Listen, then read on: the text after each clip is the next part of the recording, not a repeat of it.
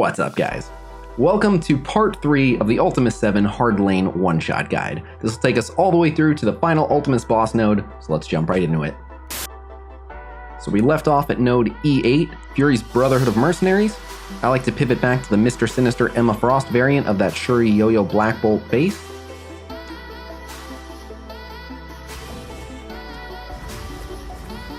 So you'll notice I actually didn't have the Shuri special ready, so I do prefer to have that ready on turn 1, but fortunately, 3 of the characters don't do damaging attacks right out the gate. Nick Fury, Merc Riot Guard, and Kingpin are all going to do non-damaging abilities, so you can get away with it.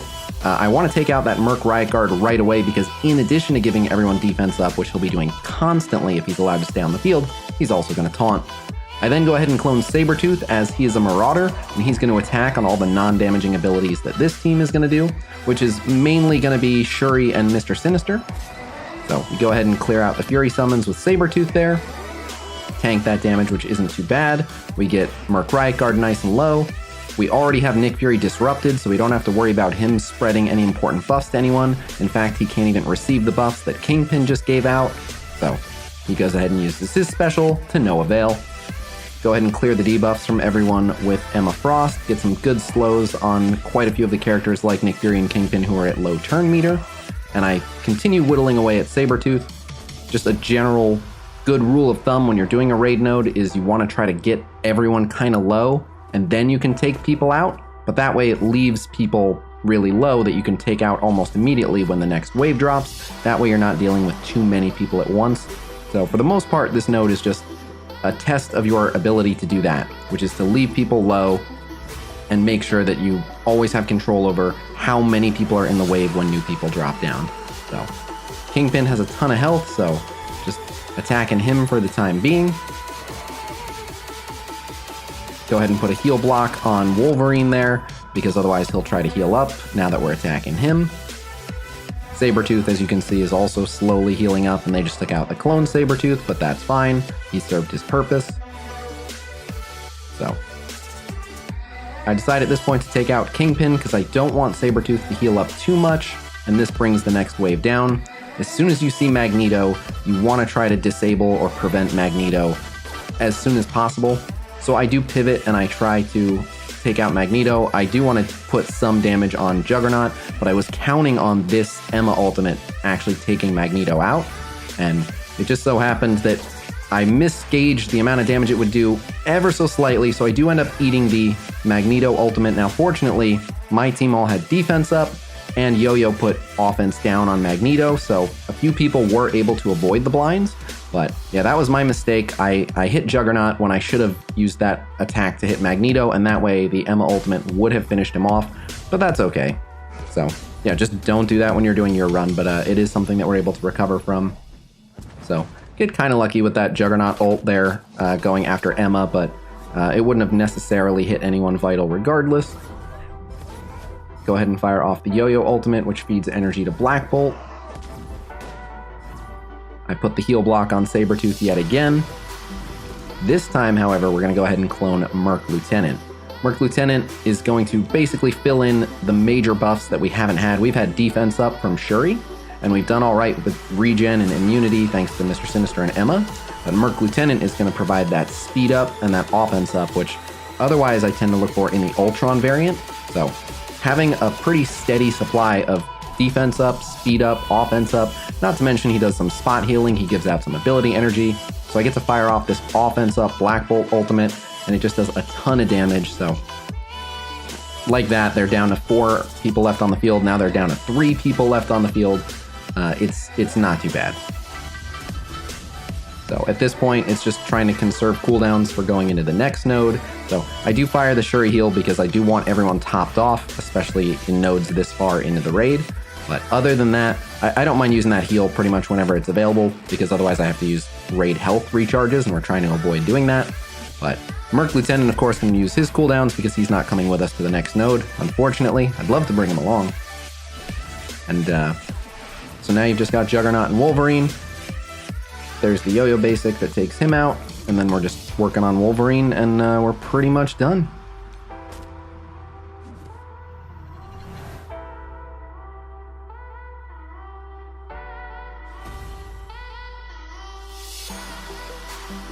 This brings us to node D8, Green Thumb. So for this one, we're going to go back to the Symbiote Spider-Man Hela variant of the Shuri Yo-Yo Black Bolt base. This node in particular isn't too tough. It feels like more or less just a bit of a stat check because the next two nodes are the penultimate and the ultimate node, and those are brutal. So we jump right in here and I use that Yo-Yo Ultimate for the most part on cooldown because it feeds energy to Black Bolt. So the times that I don't use it are if I'm not going to hit a lot of targets or if Black Bolt doesn't need the energy for his ult. I use the Symbiote Spider-Man Ultimate on Hand Sentry, and that stops everyone from having those evades. And then I use Hela to go ahead and spread the slows and the bleeds, and so it kind of cripples everyone right off the bat. But yeah, for the most part, this node isn't too challenging. It's mostly a stat check. So yeah, we're just whittling away at the characters on the field, trying to leave people low. That assassin obviously was going to die to the bleeds anyway, so no reason to put extra damage on her. So getting a defense down on Daredevil here. Black Bolt passive takes him out. So we have the next wave dropping, and you can see there's only 10 enemies left. It's just not that bad of a node. There are probably a lot of teams that work. This was one of the first teams that I tried against this node, and it worked, so I've been using it ever since. But yeah, it's not too bad. Taking out Hand Sentry before he is able to actually hand out all those evades, I do go ahead and use the Shuri heal because I want to try to keep people topped off while there isn't a defense up in play. Go ahead and use the Symbiote Spider-Man special there to extend the debuffs that were on Goblin.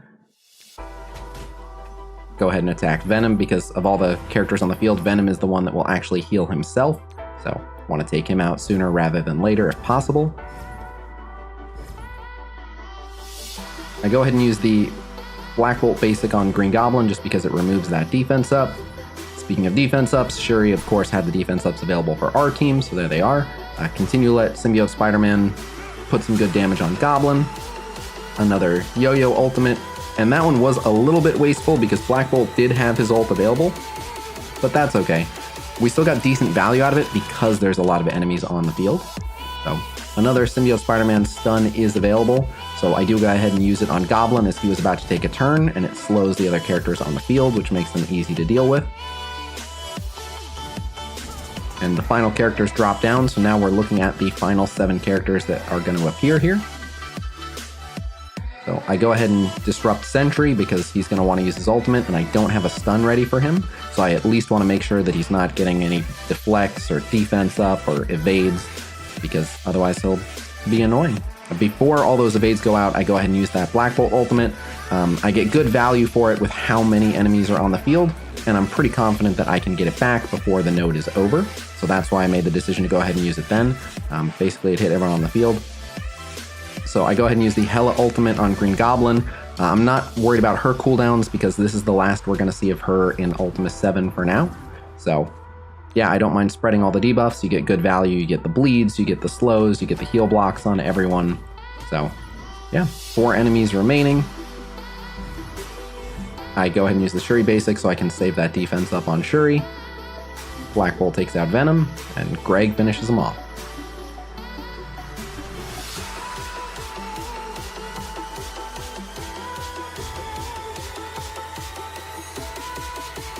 Alright, on to the infamous War Machine node, which is D10 or H10, depending on which side of the map you're on. So for the footage for this node, I actually had my alliance mate help me out, as his characters are a little bit stronger than mine, and we're doing this in difficulty 5. But don't worry, you don't need a team as ginormous as the one you're about to see.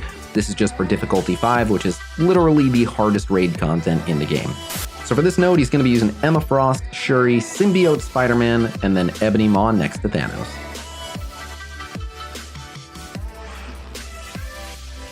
Alright, so the secret to this node lies in managing the enemy's speed bars. First, you want to capitalize on Ebony by going after a hero controller, so you can give everyone barrier and immunity, which is one good reason to focus Black Widow. But the other good reason to focus Black Widow is because she gives speed up, and you need to be able to keep them all slowed. All the enemies on this node do a ton of damage, but if you can basically take 2 and 3 turns to their 1, you'll be in much better shape to actually deal with them. So he stuns War Machine, as War Machine is the biggest damage threat. It's a good call.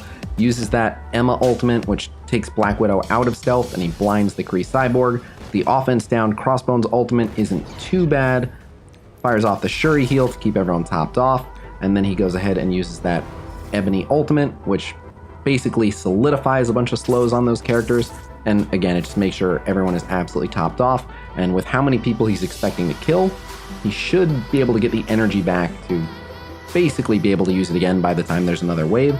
So, still focusing Black Widow, she goes down. There are the immunities. However, right after using this defense up from Shuri, he now has a limited amount of time to act because all the debuffs on the field are at risk as soon as Ronan takes his first turn. So he does continue to try to put good damage on Star-Lord and get some defense downs there. And the benefit of that Emma special right there is it puts slows on characters that had low turn meter. So he's further delaying how long it's going to be before Ronan can actually remove these debuffs. So properly placed slows are really, really big here. He refreshes the defense ups and the offense downs with the Ebony special, gets good value out of the Symbiote Spider-Man special there by hitting a couple people with defense down, which is why Star-Lord goes down, which is more immunity and barrier from taking out another hero controller. So he saves the Thanos ultimate because Thanos had full health and it would have been a bit of a waste. Ronan goes and does remove a bunch of the debuffs. Now, because Thanos is so close to death, he has to use that Ebony ultimate right there, but now all of the non-summon characters have slows and really, really low speed bar, so he does get decent value out of that there. Refreshes the defense ups with Shuri yet again, and goes ahead and uses the Emma ult on Ronan, which again is good value because Ronan had the most health. So then he uses the Thanos ultimate, which gets him a good heal. So now there's only 5 people on the field, and if he wants to use the Symbiote Spider-Man ultimate, he has to use it on Drax, which is why he uses the special instead, which basically extends a bunch of the offense downs, gets a bleed on Black Widow, and again, perfect timing on the Emma Frost special, putting a bunch of slows on a bunch of characters that just drop down. While it is a bit redundant with the slows, it's fine to use that Ebony Maw ultimate because you're getting the maximum possible value on it because all of the remaining enemies are on the field. The Symbiote Spider-Man ult on Drax is great because it keeps him from taunting a second time, so he just removes the initial taunt right there and then doesn't have to worry about it. And there's plenty of characters who could still benefit from more barrier, which is why he takes out that Black Widow right there. But basically, Ebony Maw makes this node quite a bit easier than almost any other character because he's constantly giving out the barrier and immunity from killing hero controllers, and you have a steady supply of Black Widows, and you have the Star-Lord. So he's now currently forced to attack Crossbones, but that's okay because he's able to get a defense down on him. Thanos, again, low on health, but the full benefit of that Shuri heal went to him right there, so it's not so bad. He's actually confident enough that he goes and taunts again with Thanos, but Thanos does have deflect and defense up. He's able to use the Emma ult to firstly remove the Crossbones taunt, but more importantly, kill Crossbones, and then he refreshes the barrier and the immunity by killing the other Black Widow. So now there's only 3 enemies left on the field. The biggest damage threat is obviously War Machine, so I'm sure he's going to try to get rid of War Machine right away.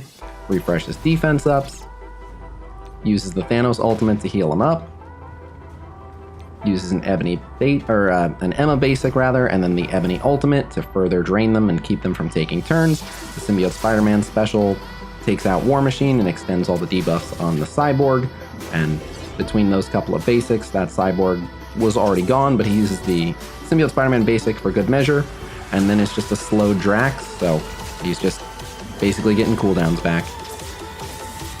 So again, shout out to my alliance mate Fushekis. He did a terrific job on this node. Thank you so much for getting me this footage. And yeah, pleasure playing alongside you, my friend.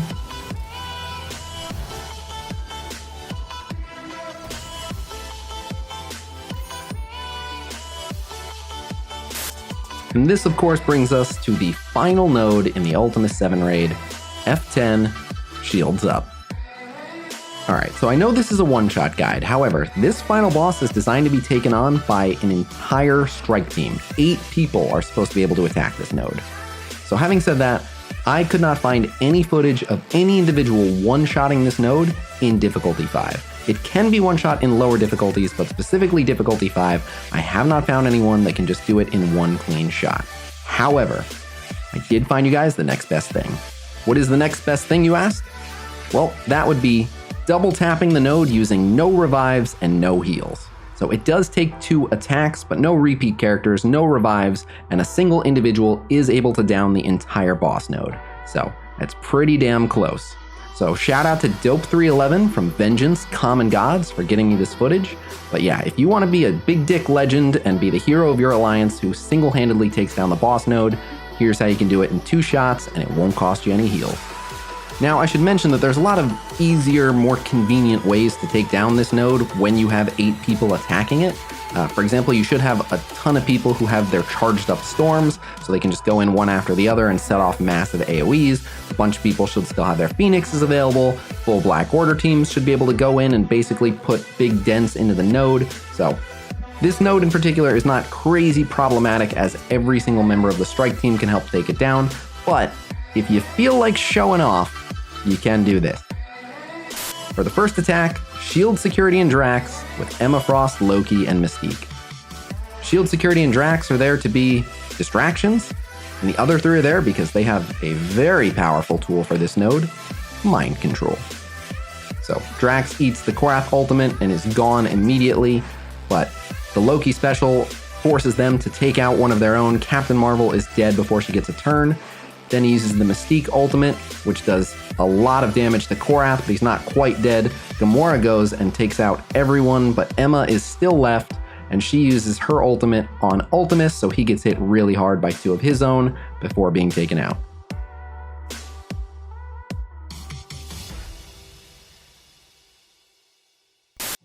Alright, and for the second go at this node, bringing out the classic X-Men: Phoenix, Colossus, Beast, Storm, and Cyclops. And if you remember from part 1, you should have a Storm with a lot of charges. So the beauty of this team is that they have not 1, not 2, but 3 massive AoEs.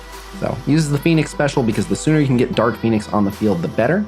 Uses the Storm basic here because he's waiting to get really good value out of the Storm ultimate, because it can hit up to 10 targets, so you want to hit as close to as many as 10 targets as possible. So it would have been decent value on the Cyclops ultimate right there. However, he is waiting because the Beast ultimate is on the way and Dark Phoenix is on the way.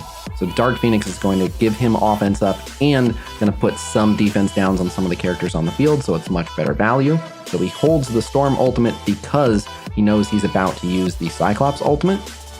So there's the Beast ult, which is going to basically turbocharge the next round of abilities, which is really nice. So there is that offensed up Cyclops ultimate, and that wipes a good amount of the enemies off the field. And then he does opt to have Colossus continue taunting to keep all the damage dealers safe. And then there's the offensed up Dark Phoenix ultimate, which again wipes quite a few of the enemies off the field. And I think it's a good call here, even though he has the offense up, it's a good call holding the Storm ultimate, because as soon as one more person goes down, more characters are going to drop, and then he'll get better value by hitting more enemies. So there's the Beast special, and that does force more people to drop down. Now there are 7 enemies on the field.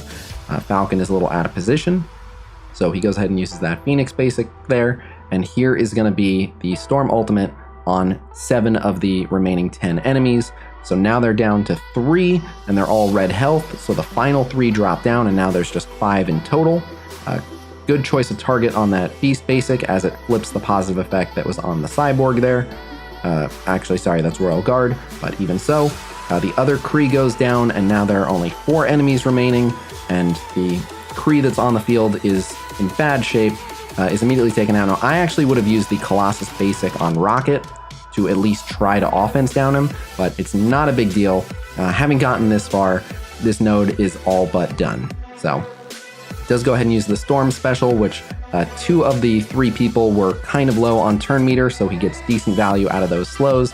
Gamora unfortunately does Gamora things and takes out a couple allies, but between Storm's speed and assists and Beast's healing and Dark Phoenix just raw power for how awesome she is, it's not too bad to clean up. So as you can see, they're down to just 1 enemy, and that is a wrap. So again, want to give a big shout out to Dope311 from Vengeance, Common Gods for giving me this footage, because it is really, really impressive. And again, you don't necessarily have to tackle this node by yourself. You can have multiple alliance mates come in and hit it with really big stuff until it goes down. But seeing as I wanted to show a guide that would allow you to tackle all of the nodes without using any healing, that is what we got. So there you have it. That is a wrap on part 3 of the Ultimus VII hard lane guide. If these videos do really well, I might make this guide for another lane, but I wanted to make it for this one because it's the lane I do, and I think it's the toughest one, so I think people need the most help in this lane. But yeah, I hope you guys enjoyed the series. If you have any questions or anything, leave them in the comments below. And of course, anyone is welcome to join my Discord server, which is discord.gg/Khasino. We got blitz predictions, infographics, videos, data mines, content creator Q&A, and more. I also do want to mention that the daily Twitch streams are back every single day at 1 p.m. Pacific time over at twitch.tv/Khasino. We're doing daily Marvel Strike Force live streams, so if you have any questions about anything, you can just hop in chat and ask me. Otherwise, I hope you guys enjoyed this video, and I will see you guys real soon. Until then, peace!